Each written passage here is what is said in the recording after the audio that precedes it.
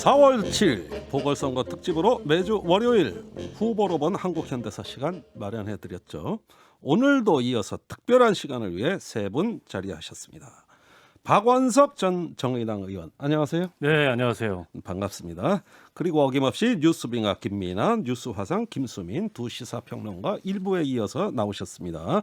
자, 지난주까지 오세훈, 박영선, 안철수 후보까지 여야의 유력 후보들을 모두 분석했습니다. 그래서 오늘은 좀 더 범위를 확장해가지고 후보 주변 인물까지 넓혀가 보기로 하겠습니다. 오늘의 주인공 뉴스빙하가 소개해 주시죠. 제가요. 예. 네. 국회의원을 5번이나 했는데 네. 전부 다 비례대표로 한 기록의 소유자. 아하. 그리고 한편에서는 직업적 비대위원장이라고 말하기도 하는. 그리고 이 대한민국 역사의 어느 국면에 어디서든 존재감을 드러내고 거기서 나타난 한국의 포레스트 검프 김종인 국민의힘 비대위원장에 대해서 얘기를 해보겠습니다. 네, 한국의 포레스트 검프라고 소개해 주셨어요. 아이고 참 특이한 인물 아닙니까?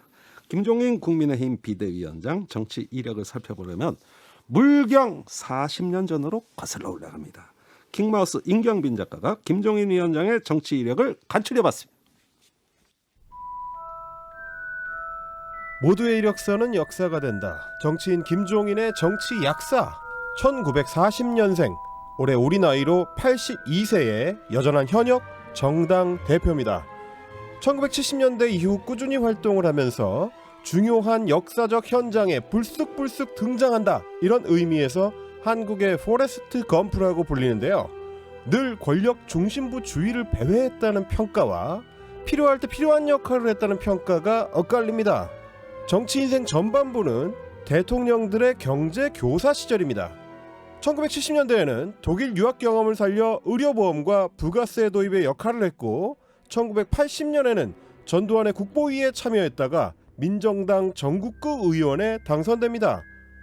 이후 40년 넘는 정치 인생 동안 지역구 당선 단 한 번 없이 오직 비례대표로만 5선을 지낸 특이한 이력의 소유자면서 전두환 노태우의 민정당, 김영삼의 민자당, 김대중의 새천년민주당, 문재인의 더불어민주당에서 모두 국회의원을 지낸 그야말로 진보보수 구분 없는 정치인입니다. 1987년 헌법 개정 때는 경제분과위원장으로 참여, 헌법 제119조 2항 일명 경제민주화 조항을 설계했다고 하죠. 이후 1989년 노태우 정권 때는 지금의 보건복지부인 보사부 장관에 임명됐는데 라면 업계의 판도를 바꾼 일명 공업용 우지 파동이 이때 일어났습니다. 당시 주무장관으로 비식용 쇠기름의 사용이 인체에 해를 끼치는 건 아니다. 이런 조사 결과를 직접 발표하기도 했죠. 두 가지 조사 결과를 토대로 하여 말씀드리면, 첫째, 라면은 무해한 것으로 판명되었고, 둘째, 마가린 중 서울 하인스의 샛별 휴 마가린과 삼립 마가린은 경미한 부적합 내용이 있어 이를 경고 조치하겠으며 그 밖의 마가린은 무효하라고 하겠습니다. 세월이 느껴지는 80년대 말투네요. 이후 청와대 경제수석을 지내면서 재벌 기업의 비업무용 부동산을 강제 매각하는 일명 58 조치를 단행했고 부동산 개발이익 환수제 같은 토지 공개념을 적극 도입하기도 했습니다. 하지만 문민정부로 정권이 바뀐 1993년 김종인은 동아은행 비자금 사건에 연루돼 구속, 한동안 정치 일선에서 사라지게 됩니다. 네, 김종인 비대위원장의 정치 이력 전반부를 지금 살펴본 거예요. 아유, 킹마가 여의도 포레스트 검프라고 또 한 번 강조해 주시는데, 자, 우리 세 분은 김종인 위원장에 대해 어떻게 평가하시는지 한 줄 평을 듣고 싶습니다. 먼저 박원석 전 의원님. 사실 한마디로 평가하기 굉장히 어려운 복잡한 인물입니다. 그래요? 이분이 정책 전문가이면서 또 선거 전문가이기도 하고 음흠. 정치 인생 초반부에는 이제 참모형 정치인으로 시작을 했지만 네. 뒤에 가서는 대표적인 이제 이 대한민국 정치의 책략가 이런 그 역할로 불리지 않습니까? 네. 그래서 저는 굳이 한마디로 규정을 하자면 한국 정치에서 참 찾아보기 드문 예. 용병 책사다. 용병 책사? 예. 근데 이게 용병이다 보니까 끝이 늘 안 좋아요. 예. 그래서 이분이 권력을 만드는 탁월한 이제 기술과 감각을 가지고 있는데 예. 그렇게 만들어진 권력과 한 번도 제대로 화합해 본 적이 없어요. 늘 불화가 생겨서 예. 떠나고 그러나 그 권력에 대한 의지는 또 굉장히 높으시기 때문에 예. 완전히 떠나는 것도 아니고 또 다른 권력을 만드는 데 참여하고 일종의 용병이죠. 어허. 아니 그런 들으면 의미에서 들을수록 그렇게 더 규정을 해봤습니다. 정체가 더 헷갈려요. 이게 안 해본 게 없고 폭이 워낙 넓어서 딱 규정이 힘든 것 같으네. 그 용병이란 표현까지 등장하네. 그래. 어떻게 보십니까? 네, 저는 리틀 김병로 이렇게 오, 부르고 싶은데 예. 초대 대법원장이었던 가인 김병로의 손자이죠. 네.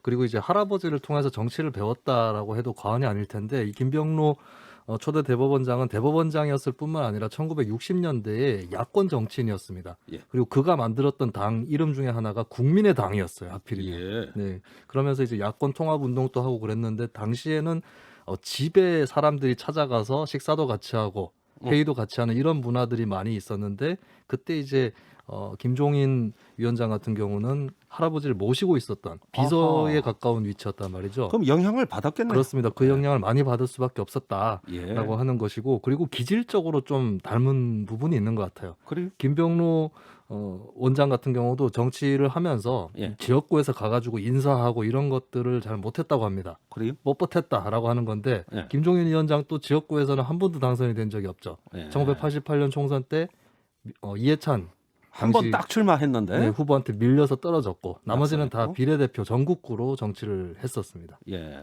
그 가인 김병로 그 초대 대법원장도 그 이승만 대통령한테 좀 밑보이지 않았습니까? 굉장히 불화를 예, 했었고 할아버지도 대통령한테 밑보이고. 네. 지금 김종인 비대위원장도 역대 대통령하고 별 사이가 안 좋은 것 같아요. 그래도 박정희, 전두환, 노태우 이 네. 대통령들을 또 보좌해서 아하. 하긴 했었죠. 네. 빙한 왜 말이 없어요? 다들 좋은 얘기만 하니까 말이죠. 예. 네, 덧붙일 약간 얘기 없어요? 그래도 약간 안 좋은 얘기도 하고 그래야겠죠. 예. 이 김종인 비대위원장 보면은 철새도 오래 하면 사람들이 알아준다 뭐 이런 생각도 드는데 예. 네, 사실은 이제 뭐 긴 기간 동안 정치를 해왔고 그다음에 여러 가지 통치에 이제 개입을 해왔는데 예. 당적이나 이렇게 좀 이런 걸 기준으로 보면 왔다 갔다 하지 않았습니까? 예. 자, 앞에 뭐 민정당에도 있었다고 하고 그 뒤에 보면 이제 뭐 당시 야당이던 민주당 시절도 있었고 예. 그다음에 또 이제 지금의 이제 더불어민주당의 비대위원장도 하고 또 이제 네. 국민의힘의 비대위원장도 막 하고 있는데 예. 이렇게 긴 기간 동안 이렇게 여러 정치 세력을 옮겨 다니면서 그리고 대권자들을 옮겨 다니면서 이렇게 오랜 기간 살아남은 것도 이제 자신의 능력이라면 능력이겠죠. 예. 그 능력의 중심에는 아무튼 자기 중심이 있었던 것 같아요. 그러니까 아하. 자기 주장이 명확하고 그 주장을 이제 좀 관철하기 위한 수단으로서 다른 정치인이나 정치 세력을 이제 활용하는 예. 어떤 그런 모습을 계속 보여주다 보니까 이렇게 오랫동안 세력을 옮겨 다녔음에도 불구하고 예. 이른바 책사형 정치인들 중에 아하. 가장 오래 살아남아서 지금까지 목소리를 예. 내고 있는 거 아니겠습니까? 그렇습니다. 이분하고 겨룰 만한 정도의 고연령대 이제 책사형 정치인 뭐 윤여준 전 장관 정도를 꼽을 수가 있는데 예. 요즘에 그렇게 또 이분만큼 활약하지는 못하잖아요. 그렇죠. 그래서 그것만큼은 정말 대단한 점이다 생각을 합니다. 말씀 듣다 보니까 김종인 위원장이 이당 저당 옮겨단 게 아니라 이당 저당이 김종인 위원장한테 왔다 갔다 한 것 같은 그런 느낌이 들 정도입니다. 자, 거슬러 올라가 보겠습니다. 1981년 11대 국회의원 전국구 의원으로 정치를 시작했어요. 근데 사실 그 전부터 정치에 발을 들였다고도 볼 수 있을 것 같습니다. 관련 내용 한번 들어보시죠. 의료보험 제도를 만든 당사자로서 또 지난 89년 보건사회부 장관으로 앉아 보험 대상을 전 국민으로 확대한 사람으로서 이번 보건 위기를 보는 감회가 특별합니다. 네, 최근에 코로나 위기, 이 보건 위기를 비판하면서 나온 내용입니다. 그런데 이 발언 중에 77년 의료보험 제도를 만든 당사자다 이런 주장이 나오네요. 그 우리나라 의료보험 도입 역사를 잠깐 짧게 설명을 해야 될 것 같은데요. 의료보험법이 처음 생긴 건 1963년이고 예. 64년도부터 의료보험 제도를 도입을 했는데 네. 당시에는 임의 가입이었습니다. 아하. 그렇다 보니까 이제 가입률이 한 자릿수였었죠. 77년에 이제 거의 박정희 정권이 말기로 가면서 네. 이게 이제 이 사회가 심상치 않은 상황이 됐고 네. 무엇보다 그때 막 이제 경제 개발이 이루어지면서 이 대기업 노동자들이 노동자 계층이 형성이 됐는데 이들이 예. 굉장히 저임금 상태였어요. 어허.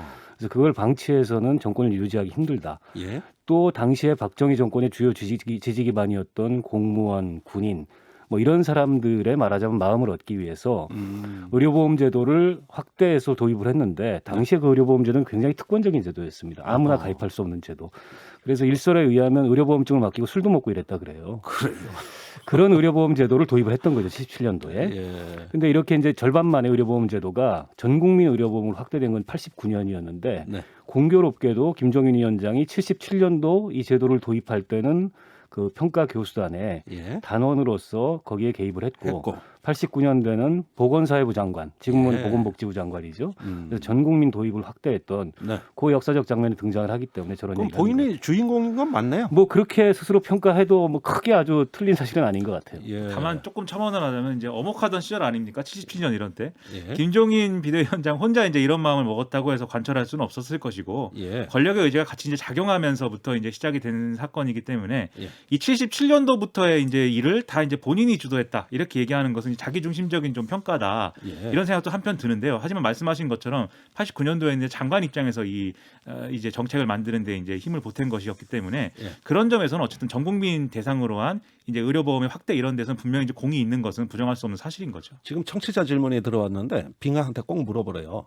아까 김종인 위원장이 목소리에 그 라면은 안전하다. 이거 과거 보사부 장관 때 목소리 들리던데 그건 뭔 내용이냐 그러는데 좀 짧게 설명 좀 해보세요. 라면은 저도 즐겨 먹는데요. 예. 근데 그 당시에 무슨 뭐 우지 파동이라고 있었습니다. 예. 그래서 라면을 이제 만드는데 소기름을 쓰는데 공업용 우지를 쓰고 있다. 뭐 이런 예. 논란이 이제 불거졌는데. 공업용 기름. 그렇죠. 예. 그래서 이제 그것 때문에 라면을 뭐 안 먹기도 하고 저도 어렸을 때 그런 이제 문제가 무서워서 이제 라면을 먹지 못하는 예. 그런 상황이었던 기억이 나는데 결과적으로 그것은 뭐 문제가 없다는 사실을 예. 설명하고 있는 거죠. 그 뉴스 화사님도 라면 많이 먹지 않았어요? 그랬었죠. 그리고 이 파동 때문에 한동안 못 먹었었습니다. 아, 저도 그렇죠. 기억이 나요. 예. 그래 군대에도 라면이 못 들어가서 난리 났었어요. 그때. 네. 예, 기억이 납니다. 워낙 큰 사건이었는데 그런데 조사해 보니까 뭐 그 정도는 아니더라. 이런 얘기입니다. 자, 본격적인 정계 입문 이야기 하기 전에 또 청취자 오늘 질문 많이 주시네. 그 왜 김종인 위원장이 포레스트 검프냐? 네. 왜? 그 왜 그런 표현 쓴 거죠? 이게 이따가 계속해서 얘기를 해나가겠지만 별의별 사건에 다 등장을 합니다. 아, 예, 정부에서 했던 일을 한 사람이 여러 사건에 다 관여되고 이런 것들이 좀 드물잖아요. 각자 예. 분야가 있기 때문에. 예. 예를 들면 김종인 위원장 같은 경우는 제6공화국 초반에 이제 노태우 정부로 국한을 해서 보더라도 네. 아까 말씀드렸던 라면 우지 파동에도 등장을 하지만 예. 한편으로는 북방 외교도 등장을 해요. 북방 외교. 네, 소련, 중국하고 수교를 맺지 않았습니까? 예. 거기에서도 또 등장을 하고, 맞아요. 예, 그리고 이제 뭐 재벌 관련한 문제에서도 또 등장을 또 하고, 등장하고 안 예. 끼는 데가 없네. 그렇습니다. 그러니까 그래서 포레스트 이제- 검프라는 영화가 기억을 하실지 모르겠지만 톰 행크스라는 배우가 나와서 예. 뭔가를 이제 그 배우가 열심히 하는데 예. 그 열심히 한 결과로 이제 세계사의 주요 장면에 자꾸 이제 등장하게 되는 거죠. 그래서 예. 뭐 2차 대전에도 이제 뭐 나가고 저기서 또 나와. 그렇죠. 여기서도 나와. 예. 냉전 종식에도 역할을 하고 무슨 예. 뭐 온갖 장면에 나오는데 이제 그걸 이제 빗대서 이제 드린 말씀입니다. 아까 의료보험 얘기했었는데 부가가치세에서도 등장을 합니다. 예. 김종인 위원장이 어허. 처음에는 뭐 박정희 정부 때 할 때는 반대를 했는데 예. 전두환 정권 들어오면서 없애려고 하는 걸 자기가 또 반대했다. 아하. 그냥 이거는 정착을 하도록 놔둬라. 예. 뭐 이런 식으로 얘기했다는 거죠. 근데 그게 회고록에 보면은 처음에는 김종인 비대위원장이 부가가치세 반대한 걸로 이제 알려져 있는데 예. 자기가 반대한 의도는 이제 부가가치세 자체에 반대했다기보다는 이제 한국에서 논의되고 도입되는 방식이 졸속으로 진행이 돼서 그것을 반대한 것이다라고 설명을 하거든요. 네. 근데 이제 그 부가가치세 도입에 또 엄청난 역할을 했다고 주장하는 분 중에는 강만수 전 기획재정부 장관이 있어요. 예. 지금은 이제 뭐 좀 안 좋게 돼 있는 상황인 것 같은데, 근데 이분 같은 경우에 이 김종인 비대위원장 회고록에 보면은 이름은 써놓지 않았는데 예. 이분이 아주 졸속으로 도입하는데 역할을 해서 자기는 그때부터 안 좋게 생각했다라고 이름도 안 써놓고 그렇게 비난을 했습니다. 아 그래요? 왜 또 그래 싸우십니까? 다 같이 해놓고. 뒤끝이 대단한 분이에요. 예. 김종인 위원장 회고록을 보면 이름을 적지 않고 비판하는 사례가 굉장히 많습니다. 아 그래요? 사실 근데 가만히 읽어보면 다 알 수 있는 아하. 정주영 회장이라든지 예. 이런 인물들을 비판하고 있다는 걸 알 수 있죠. 자 그런데 시작이 이게 국보위에서 정치를 시작했단 말입니다. 국보위 하면은 저기 다 아실 겁니다. 1980년에 신군부가 만든 국가보위 비상대책위원회. 거기에 이제 전두환 대통령이 아주 그 권력자로 등장하지 않습니까? 아 왜 하필이면 이렇게 시작하셨냐? 어? 이게 이제 김종인 위원장의 정치 이력의 뭐 일종의 어두운 그늘 중에 하나죠. 네. 간간히 그걸로 또 비판을 받기도 하는데 본인의 회고록에 나온 얘기나 본인의 항변에 따르면 당시 국보위에서 부가가치세를 폐지하려고 했기 때문에 네. 자기가 어쨌든 학자로서 네. 그걸 막기 위해서 거기 참여해서 적극적인 정책 의견을 냈다. 아하. 이렇게 얘기를 하고 뭐 그러나 지금 와서 그다지 자랑스러운 과거는 아니다. 이런 식으로 다소는 좀 우회적으로 아하. 비켜가는 면이 있는데요. 그 당시에 사실은 국보에 참여한 사람도 굉장히 많습니다. 이분뿐만이 아니고 맞아요. 때문에 뭐 그것만 가지고 김종인 비대위원장의 정치 이력에 대해서 이렇다 저렇다 평가하기는 어려울 것 같고 또 그와 정반대되는 그런 이력도 있거든요. 예. 그러나 어쨌든 본인은 개인에게 있어서는 일종의 흑역사인 것만은 분명하죠. 아, 그래요? 자, 쭉쭉 넘어가 보겠습니다. 우리나라에서 지금 김종인 비대위원장 하면은 따라다니는 수식어가 경제민주화예요. 사실 어떤 하나의 시대 정신을 대표하는 말처럼 들리기도 합니다. 왜 경제민주화 하면 김종인 이렇게 됐을까요? 어떤 이유에서?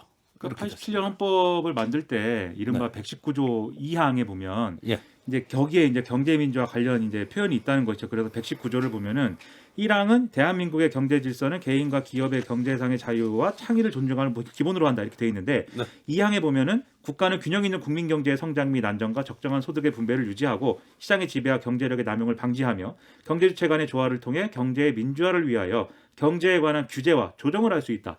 즉 경제 민주화를 국가 권력에 의해서 뭐 이룰 수 있도록 하는 그걸 보장할 네. 수 있도록 하는 그런 조항이 나와 있거든요. 아니 근데 그러니까 이 조항을 때 만드신 분이 김종인 위원장이? 지금 김종인 비대위원장이 이 조항을 만들 때 자기가 굉장히 적극적으로 이 아하. 조항이 필요하다고 주장을 해서 관철을 한 것이다라고 그렇군요. 계속해서 이제 주장을 해왔고 그런 것으로 확인이 돼서 지금도 이제 경제 민주화 하면은 뭐 김종인이다 뭐 이렇게 예. 얘기를 하고 있는 거죠. 아, 그렇군요. 이런 건 참 굉장히 어떤 좀 우리가 기념비적으로 봐야 될 부분인 것 같습니다. 자, 그렇다면 김종인 위원장이 주장하는 경제 민주화, 경제 모델은 무엇을 의미하는 것이냐? 지금 뭐 여러 정당들 많이 이야기하고 있고 한때 시대의 어떤 정신이라 그랬어요. 김종인표 경제 민주화 이거 뭡니까? 그러니까 이분이 독일에서 경제학을 공부를 하시고 서강대에서 이제 그 교수로서 그 학자로서 인생을 살았는데 그런 거죠. 이제 시장 경제를 받아들이되 예. 그로 인해서 발생할 수 있는 현저한 불평등이라든지 음흠. 또 경제의 불균형 이런 것은 국가가 개입해서 적극적으로 조정해야 된다. 어허. 독일에서 공부하면서 독일의 이른바 사회적 시장 경제 모델을 보고 와서 예. 이분이 주장했던 뭐 건강보험 제도라든지 그 의료보험 제도라든지 또 기업의 비업무용 부동산을 국가가 강제적으로 매각하게 한 조치라든지 그 노태우 대통령 시대 그렇죠. 얘기죠. 예. 그리고 토지공 개념에 대해서는 좀 증언이 엇갈립니다. 본인은 사실은 그다지 적극적이지 않았다. 오히려 그런 개념은 경제학적으로 없다라고 얘기를 하고 있는데 반해서 일각에서는 토지공 개념이라는 정책을 도입하는데도 김종인 위원장이 일정한 역할을 했다. 그래요. 뭐 이런 등등의 이분의 그 정책 노선이죠 일종의 예. 정책 경향에 대한 평가로 봤을 때 독일의 사회적 시장 경제를 모델로 한 이제 경제 민주화를 대한민국에서 좀 제도적으로 예. 만들어 보고자 하는 그런 열망을 가졌던 걸로 보입니다. 저는 더불어민주당의 그 비대위원장으로 김종인 위원장이 있을 때 그 국회 대표 연설에서 아주 재벌 공격하는 거 보고 아주 그땐 재벌이란 말을 안 쓰고 거대 경제 세력이라 그러면서 아주 뭐 날선 비판을 하더라고요. 그래서 저런 정치인이 다 있구나 하고 굉장히 놀란 적이 있습니다. 독일의 영향을 받았군요. 자, 그 노태우 정부 때 그 청와대 요직을 도맡아 가지고 그때 이제 경제수석이었습니다.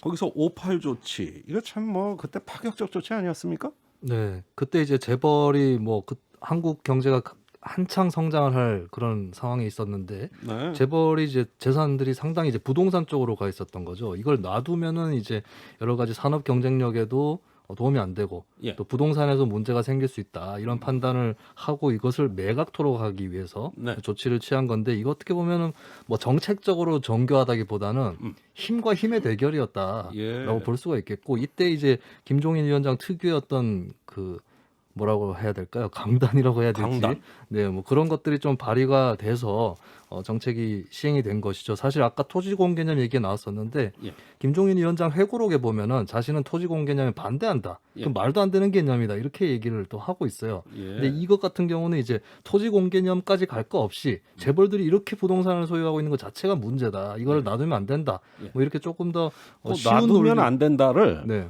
그래서 혹시 성대모사로 좀 표현하시면 안 될까요? 제가요? 예. 제가 김종인 위원장 성대모사는 그래요? 잘 하지 않아가지고 이거 워낙 잘하셔서 놔두면 안 그런데. 된다고 봐요. 된다. 이거 이렇게 놔두면 안 된다고 봐요. 근데 그거는 최근에 약간 발음이 풀린 김종인 위원장인 것 같습니다. 근데 그때 상황 조금 부연하자면 제가 알기로 그때 뭐 부동산 시장이 굉장히 불안하고 가격이 엄청나게 오르던 시기였던 것 같습니다. 그래서 예. 지금 이 부동산을 남쪽에서 막지 않으면 북쪽에서 터져 내려올 것이다라는 예. 즉 이제 북한에서 뭔가 이렇게 문제가 발생해가지고 혁명이 뭐 이렇게 될 것이다 뭐 이런 논리로 예. 이 부동산을 빨리 거꾸로 얘기했네요. 북쪽에서 내려오지 않으면 남쪽에서 먼저 터져 나올 것이다라는 이러한 논리로 이제 부동산 문제를 해결을 해야 된다. 예. 이 논의가 막 수면 위로 올라오면서 예. 시장주의로 이제 사실은 분류되던 사람들까지도 시장주의자다 이런 평가를 받던 사람들까지도 다 이거 부동산 문제는 해결해야 된다. 즉 토지 공개념 도입까지도 고려해야 된다. 예. 그게 뭐 조순 경제부총리라든지 어허. 이런 분들의 주장이었단 말이죠. 근데 지금 예. 말씀하신 것처럼 김종인 경제수석은 그럴 게 뭐 있냐? 예. 지금 부동산에 가지고 있는 상당수는 재벌들인데 예. 재벌들의 비업무용 부동산을 다 매각하도록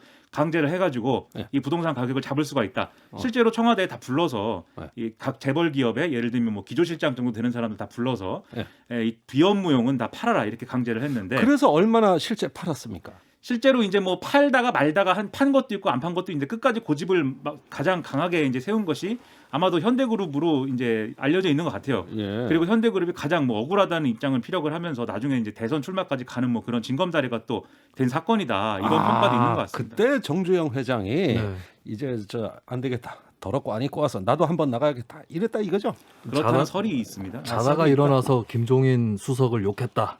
이런 설도 있고. 근데 두 사람의 악연이 이것뿐만이 아닌 게 예. 김종인 위원장 같은 경우는 독일 유학 역량 이런 것들이 있어서 예. 기업을 노조를 기업별 노조가 아니라 사람별 노조로 가야 된다. 야, 그때 당시 노동운동 노동조합 주장인데. 그래서 1970년대 80년대 김종인 위원장이 그런 주장을 했었거든요. 예. 근데 그때 이제 김종인 위원장 회고록에는 익명으로 나오지만 예. 보면 알 수 있습니다. 정주영 회장으로 추정되는 사람이 예. 우리 회사는 우리가 알아서 하겠다. 아하. 라고 했다고 하고 거기에 대해서 김종인 위원장이 뒤끝을 발휘해서 예. 그 회사 어떻게 됐냐 가장 예. 기종노조가 생겼다 예. 이런 식으로 또 좀 비아냥되는 대목도 부동산 문제는 나옵니다. 박원석 의원님이 잘 아시지 않습니까? 그러니까 이 사실은 지금도 기업의 비업무용 부동산이 굉장히 많습니다. 지금도. 그리고 당시에 이제 노태우 정부를 돌아보면 김종인 위원장의 역할을 떠나서 그 굉장히 대단한 개혁 조치들을 했어요. 특히 예. 부동산과 관련해서는 당시에 이제 아파트 200만 호 공급도 그랬고, 그리고 기업의 비업무용 부동산 매각도 그랬고, 예. 그리고 토지공개념 3법이라고 얘기하는 택지 소유 상한제나 개발이익 환수제나 또 뭐 토지 추가 이득세나 물론 거의 나중에 뭐 정의당에서 주장할 법한. 예, 일부 위원 결정을 받아서 지금 예. 개발이익 상환제만 부분적으로 남아 있습니다만 어떻게 보면 87년 민주항쟁 이후에 네. 당시까지 권력을 유지했던 방식으로 이 권력을 운영해서는 더 이상 이런 어떤 국민들의 불만과 또 사회경제적 불균형과 불평등을 감당하기 어렵다라고 해서 네. 과감한 조치를 취했던 거죠. 아하. 그 과정에 한 장면에 이제 김종인 위원장이 있었던 거죠. 네. 아까 그 얘기할 때 화산은 혁명이란 표현까지 했어요. 북이 내려오기 전에 여기서 먼저 혁명이 일어난다. 그렇죠. 야, 참 뭐 그 정도로 노태우 대통령 시절의 어떤 부동산 투기 열풍과 그로 인한 위기감이 느껴집니다. 자, 그런데 정치적으로는 이분이 어땠는가? 아까 그 말씀 중에 지역구에 한번 나가긴 나갔다는 거예요. 예? 그래가지고 그 떨어진 게 88년 13대 총선이라 이겁니다. 이때 상대가 이해찬 전 더불어민주당 대표네. 그렇습니다. 이 두 사람의 악연이 그러니까 88년 제13대 총선부터 시작이 됐다. 이 얘기를 이제 많이 이제 좀 보도도 하고 그랬는데요. 당시에 네, 이제 지금 유튜브에 그때 선거 포스터 나가고 있습니다. 기호 1 김종인, 기호 3 이해찬. 아이고 뭐. 포스터를 보니까 예. 김종인 위원장이 질만해요. 당시 이해찬 전 대표는 상당히 패기 있는 이러한 모습으로 예. 뭐 제야의 양심 뭐 이렇게 돼 있는데 근데 무명이었잖아요. 예, 김종인 비대위원장은 뭐 설명이 깁니다. 예. 참된 마음 바른 행동 뭐 이렇게 재미없는 슬로건과 재미없는 표정인데 예. 어쨌든 이때 결국 이 서울 관악을에서 예. 여당 후보가 무명의 신인에 가깝던 이해찬 전 대표에게 평화민주당 공천받은 예. 이분에게 뭐 여러 가지 지역구의 뭐 유권자 구도 이런 것 등등을 다 감안하더라도 예. 지면 안 되는 선거는 이제 진 거죠. 그 이후에 그래서 지역구에 안 나가는 게 이때 트라우마 아니야? 이렇게 생각하는 사람도 있을 텐데 예. 뭐 그렇게까지는 아니겠죠. 네. 아니, 비례대표를 잘 주니까 나갈 필요가 없었겠죠. 경험자 잘 입장에서 주니까. 말씀하시는 겁니까? 아니 뭐 또 그렇게 얘기. 아니 선거 트라우마의 경험자죠. 예. 떨어져 저는 보셨고. 지역구도 나갔습니다. 저도 2번 떨어져 봤고. 트라우마 경험자 두 분이 여기 자, 세 분인가? 네. 예. 이해찬 대표와 김종인 위원장의 악연이 이렇게 오래됐구나 하는 거 이제 알게 되셨을 겁니다. 이런 흑역사에도 불구하고 경제민주화의 상징으로 각인되면서 지금까지도 정치권의 러브콜 계속돼 왔습니다. 보수 진보를 막론하고 당이 위기에 처할 때마다 구원투수로 등장하는 말 그대로 직업이 비대위원장 아니냐는 말이 나올 정도입니다. 김종인 위원장의 정치 인생 2막 역시 퀵마가 정리했습니다. 김종인 정치 인생의 후반부는 직업이 비대위원장식이라고 할 수 있습니다. 2011년 새누리당 비대위에 참여해 경제 민주화를 내걸고 박근혜 대통령 당선의 1등 공신이 됐고 2016년에는 문재인 대표의 민주당 비대위원장으로 자리를 옮겨 총선 승리를 이끌었습니다. 2017년 대선 때는 안철수의 국민의당에서 개혁 공동정부 추진위원장으로 참여를 했다가 2020년에는 다시 황교안의 미래통합당에서 총선 선거대책위원장을 맡았고 이후 미래통합당 비대위원장으로 추대가 됩니다. 어떤 정치인이든 어떤 정치 세력이든 뭔가 일이 좀 잘 안 풀리고 돌파구가 필요하다 싶을 때 김치찌개 맛이 좀 심심한데 싶을 때 맛소금처럼 떠올리는 존재, 그런 존재가 된 거죠. 하지만 자신이 책임지고 이끌었던 정치 세력들과 늘 갈등을 하면서 볼일 끝나면 이별한다고 해서 토사구팽의 아이콘으로 불리기도 합니다. 직선적이고 거침없는 화법 때문이기도 한데 민주당 비대위원장 시절엔 이따위로 대접하는 당을 위해 일할 생각이 없다고 하거나 그 사람들한테 가서 물어봐요. 난 더 이상 더 이상 정당에 대해서는 이제 더 이상 내 얘기 안 할 거니까. 국민의힘 위원장을 하면서 한심한 사람들이랑 뭘 하겠냐, 나는 사라질 거다 라고 하거나 내가 이렇게 한심한 사람들하고 내가 뭘 하겠나 하는 생각을 하는 거예요. 보궐선거만 끝나고 나면은 나는 사라질 거예요. 서울시장 후보 단일화 상대인 안철수 후보를 향해서는 거론하고 싶지도 않은 사람, 좀 이상한 사람이라고 하기도 했죠. 그거에 대해서 더 이상 거론하고 싶지도 않은 사람이지만 단일화를 하려면 솔직해져야 돼요. 한국 정치사에서 본인이 주인공이었던 적은 없지만 동시에 언제나 주인공이기도 했던 문제적 인물이자 항상 문제를 던지는 인물, 한국의 포레스트 검프 김종인의 다음 행보는 어디로 향하게 될까요? 아이고 제가 이 코너 뭐 여러 번 진행하고 있지만 지금 킹마 참 맛깔스럽게 정리하시네. 예. 그래 보니까 김종인 위원장이 묵은지 같잖아요. 김치찌개 얘기도 나오고 그죠? 자 이번에는 그러면은 이후 2막을 한번 정리를 해보겠습니다. 더불어민주당과 국민의힘 양당에서 비대위원장을 지냈다. 참 대단해요, 대단해. 박근혜 대통령 당선에도 힘을 보태기도 했다. 결국은 1등 공신 아닙니까? 자 이렇게 이 깊은 인상을 남겼던 행보 어떤 것들이 기억에 남습니까? 일단 김종인 비대위원장이 책략가로 이름을 알리기 시작한 게 2011년 박근혜 비대위에 참여하면서 네. 결국 2012년에 이른바 좌클릭, 경제민주화와 복지국가를 내세운 좌클릭을 이끌어내고 그걸로 중도층까지의 이제 확장성을 확보해서 대선에서 이겼는데 예. 회고록에 보면 그런 장면이 나옵니다. 후보 등록한 다음 날 혼자도 아니고 9명이 이 김종인 비대위원장을 찾아와서 예. 거의 이제 협박 내지는 압박하듯이 김종인 위원장의 경제민주화 공약은 너무 과격해서 우리가 채택을 못하겠다. 그때 보고서 박근혜라는 정치인의 이제 바닥을 받고 예. 거의 깡패 같은 그런 모습을 봤다. 이런 회고록의 장면이 나오는데 그러니까 대선이 끝나기 전부터 틀어졌던 거고 이분은 이제 더 이상 당시에 새누리당과 함께할 생각이 없다 이런 판단을 했던 것 같고요. 네. 문재인 대통령이 이 총선 앞두고서 예. 20대 총선 앞두고서 그로기 상태에 몰렸었는데 당대표를 하면서 예. 그때 또 구원투수로 등장해서 비대위원장을 하면서 그러니까 총선에서 말이에요. 일당이 됩니다. 예. 그러나 총선이 끝나자마자 뭐 비례대표 2번 셀프 공천 논란 뭐 등등을 빚으면서 예. 결국은 이제 그 비례대표를 던지고 그 문재인 정권과도 결별을 하게 되는데 예. 회고록에 나온 문재인 대통령의 대한 평가를 보면 겉다르고 속다른 사람, 어려울 때는 와가지고 도와달라 그러고 예. 나중에 가서 당내에 그런 논란이 있으니 은근히 그걸 즐기더라. 예. 그리고 주변이 복잡한 사람. 아이고야. 그래서 이들이 권력을 잡으면 예. 그 말로가 좋지 않을 거다. 뭐 이런 굉장히 독설에 가까운 독설이네. 악담을 퍼붓습니다. 강도가 높다. 아니 그러면은요. 도대체 회고록에서 좋게 평가한 정치인은 있어요? 다 나쁜 얘기만 나오고 뭐 거의 이러면- 없는 것 같아요. 아 그래요? 본인이 모셨다라고 표현할 수도 있는 모셨다는 표현 자체는 좀 정근대적이긴 한데요. 박정희, 전두환, 노태우 대통령에 대해서도 비판적인 대목들이 나옵니다. 그래요? 예, 그래서 과연 김종인 회고록은 거의 서바이벌을 보는 것 같아요. 누가 예. 여기서 좋은 말을 들을 수 있는가? 예. 네, 결국에는 제 기억으로는 거의 없었던 것 같습니다. 선상천하 유아 독존. 본인이죠, 본인.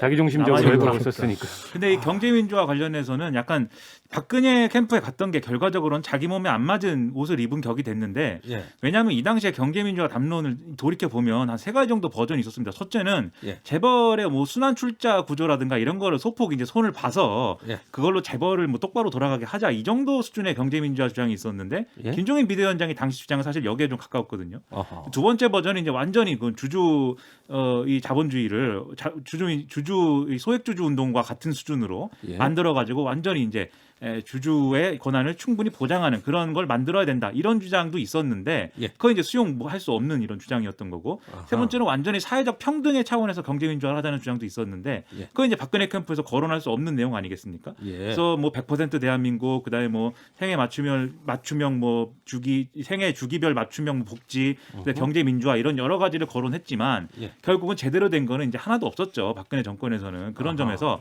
김종인 비대위원장이 이때 박근혜 캠프에 결합한 것은 뭘 위해서 했나라는 평가를 사실은 저는 뭐 그렇게 좀 얘기를 하고 싶어요. 이게 한국 정치 정당이 중간층 공략과 그러니까 외연 확장이라고 표현할 수 있겠죠. 네. 지지층 결집 이거를 주기를 오가거든요. 예. 진자처럼 오가는데 확장할 때는 김종인이 필요하고 지지층 결집할 때는 필요 없는 약간 네. 이런 카드가 되는 성격이 있었다. 어느 당에 가든지. 예. 네, 그래서 김종인의 흥망이 한 정당의 어떤 주기 패턴과 얽혀 있다. 예. 이 점을 좀 지적을 하고 싶습니다. 당시에 이제 박근혜라는 사람을 통해서 예. 본인의 그 필생에 말하자면 이 과제였던 경제민주화를 진척시켜보자는 욕망을 가졌는데 예. 근데 너무 모순되는 게 당시에 박근혜 대통령이 대선의 핵심 공약으로 내세웠던 게 줄푸세예요. 세금은 줄이고 뭐 규제는 풀고. 예. 근데 그거는 경제민주화나 복지하고 전면 배치되는 얘기인데 김종인 비대위원장이 그런 얘기마저도 어디 가서 이렇게 막 무마하면서 예. 이 박근혜 정권을 통해서 뭔가 조금 더 한 걸음 진전할 수 있는 경제민주화 조치를 도모하려고 했으나 결국에 이제 물거품이 된 거죠. 결국 팽당했죠. 예. 그런 거죠. 예, 알겠습니다. 자, 좀 진도 좀 나가보겠습니다. 이 경제민주화 얘기하니까 아주 오늘 말씀들이 많으신데요. 아무래도 또 선거 기간이니까 최근에 그 안철수 오세훈 후보 간의 그 단일화 협상에서 기싸움이 계속되다 보니까 상황으로 지목이 됐다. 안 후보가 오세훈 후보의 상황이다. 이렇게 발언을 했습니다. 이거 어떻게 보세요? 그러니까 이게 협상이 진척되지 않는 거에 대한 책임론 이런 것의 연장선에서 이제 안철수 후보 측이 예. 오세훈 후보는 단일화를 하기 위해서 어느 정도는 양보할 준비가 되어 있는데 예. 김종인 비대위원장이 허락 안 해주는 거 아니냐 예. 이렇게 상황 논란을 제기를 했던 거죠. 자, 근데 예. 그렇습니다. 네. 상황 논란에 또 역으로 여상 황제 논란까지 나와가지고 이게 뭔가 좀 왕조 시대로 돌아간 것 같습니다. 안철수 후보의 발언 듣고 가시죠. 김종인 위원장님의 사모님이 예. 제 아내와 이름이 같습니다. 맞습니다. 예. 그리고 또 뭐 정치적인 영향력에 대한 이야기도 여의도에 많이 퍼져 있습니다. 혹시 그분과 착각해서 그러신 것 아닌가? 안철수 캠프 쪽에서 이제 사모님 관련해서 열심히 공세를 그 사람은 내가 보기엔 좀 정신이 좀 이상한 사람 같아. 그러니까 이게 상황이라고 안철수 후보 측이 비판을 하니까 네. 오세훈 캠프 측의 이준석 전 최고위원이 그러면 안철수는 여상황이 있는 거 아니냐, 그 배우자가 여상황이다라는 취지의 예. 글을 올렸는데 예. 갑자기 거기서 안철수 대표가 그 여상황이라는 것은 나의 배우자가 아니라 김종인 비대위원장 배우자 아니냐 이렇게 받아친 장면을 지금 이제 들으신 겁니다. 아니 그러면 김종인 위원장의 그 부인이 어떤 인물인지 좀 또 관심이 가요. 이건 뭐 여상황 맞아요? 그 뭐 동명이인이다. 그래서 이제 김미경 교수이다라는 건데요. 예. 이분이 실제로 김종인 비대위원장에게 정치적인 조언이나 이런 것들이 이제 많이 한다 이렇게 알려져 있고 또 김종인 비대위원장도 공개적인 자리에서 이 더불어민주당의 비대위원장으로 갈 때 예. 그 당시 새정치민주연합인가요? 그 비대위원장으로 갈 때 그때 부인이 조언을 많이 했고 도와줬다 이렇게 설명한 바도 있어서 예. 상당히 그래도 영향력이 있는 배우자이다라는 평가가 실제로 있는 게 사실입니다. 알겠습니다. 자, 본인의 역할이 보궐선거까지다 이렇게 계속 김 위원장이 강조해 왔어요. 그런데 이제 선거가 목전에 다가왔습니다. 앞으로 선거가 끝나면 어떻게 될까요? 혹시 또 당에 남아 있는 거 아니에요? 또 떠나나? 저는 뭐 조건부를 내세울 거라고 봅니다. 그래서 대선까지 전권을 달라. 대선까지 전권을 주는 비대위원장의 연장이면 남아 있고 예. 그게 아니고 뭐 당대표 나와서 경쟁해라 뭐 이런 식의 반응이라면은 저는 뭐 저분 또 털고 나갈 거라고 보고요. 아 그래요? 근데 아마 이제 선거 결과에 따라서 당내의 의견이 확연하게 두 쪽으로 갈라질 가능성이 높아요. 예. 선거에서 이기면 뭐 일종의 이제 대체 불가 예. 다 이런 여론이 있는 반면에 예. 언제까지 저분한테 82세 된 노인한테 당을 맡겨놓을 거냐. 예. 이제 이런 여론도 반대 여론도 한편에 만만치 않거든요. 예. 그 가운데서 어떤 결정이 이루어지겠지만 김종인 비대위원장은 전권을 주지 않는 한 뭐 대선 시기에 저당에 남아있지는 않을 거다. 아 그렇게 보십니까? 자 그러면 이분의 최종 목표는 어딜까요? 본인이 대통령 되려는 건 아닐 거 아니에요. 그것도 뭐 온갖 시나리오는 얘기를 하고 있습니다. 예. 뉴스 화사님 같은 경우에도 이런 시나리오에 일가견이 있으신데 예를 들면 개헌을 하기로 해놓고 짧은 기간 동안 개헌을 하기 전까지의 대한민국 비대위원장을 하는 거 아니냐 뭐 이런 시나리오도 있고 한데 예. 아무래도 연령이 너무 많고 또 예. 지금까지도 포레스트 검프라고 할 정도로 여러 가지 족적을 이미 남겼기 때문에 추가로 뭘 더 할 것인가 저는 좀 부정적으로 보는데 화사님은 안 그런가 봐요. 네, 궁극적으로는 개헌이 예. 목표인 것 같고요. 적어도 이제 다음 대선에서 본인이 지지하는 쪽이 이기게 하는 것 여기까지는 아마 잡고 있을 거다라고 봅니다. 알겠습니다. 그 바람 실현되는지 보겠습니다. 4월 재보궐선거 특집. 오늘은 김종인으로 본 한국 현대사 시간이었습니다. 박원석 전 의원, 뉴스 화산, 뉴스빙하 오늘 함께해 주셔서 감사합니다. 고맙습니다. 고맙습니다.